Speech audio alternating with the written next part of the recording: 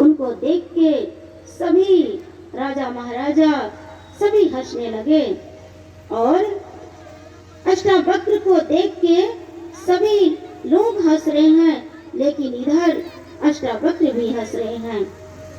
अब राजा दशरथ, राजा जनक कहते हैं कि अष्टावक्र जी, आपको देख के ये सभी राजा हंस रहे हैं, लेकिन आप क्यों हंसे? तो अष्टावक्र कहते हैं कि ये जो सभा लगी है, ये सभा तो चमारों की सभा है, इसलिए हम इनको देख के हंस रहे हैं। ये सभा यहाँ जो लगी है, ये चमारों की सभा है, मेरे चमड़ी को देख के ये हंस रहे हैं, लेकिन इसे वो ज्ञान नहीं पता।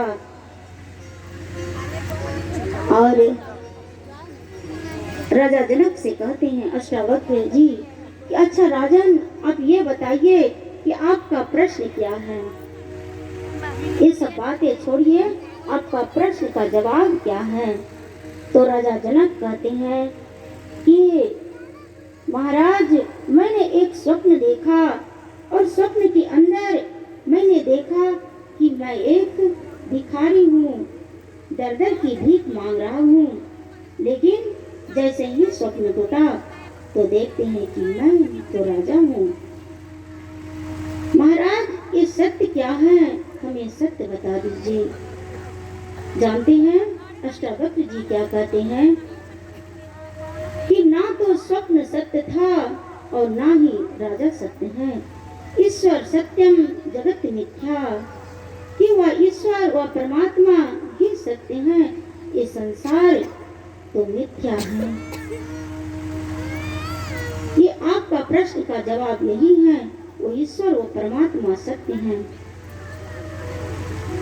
जिनके अंदर घट में वो ईश्वर परमात्मा का दर्शन हो गया, वही सत्य है। इस संसार में ये कुछ भी सत्य नहीं है। उसी समय राजा जनक को अष्टावक्र ने ज्ञान दिया। उनके मस्तक पे हाथ रख के उनके दसम द्वार, जो भगवान का अंतर्घट में भगवान शिव जी के पास जो तीसरा नेत्र उनके खुलने के बाद अंतर्घट में अलौकिक दर्शन किया राजा जनक, और आज उनका प्रश्न का जवाब भी मिल गया। भगवान का अंतर्घट में दर्शन पाके वो भी कृतार्थ हो गए। इसलिए सज्जनों, हमारे जीवन में ऐसे संत सद्गुरु जो हमारा मार्गदर्शन करे, जीवन में ऐसे संतों, ऐसे संत गुरु की आवश्यकता है।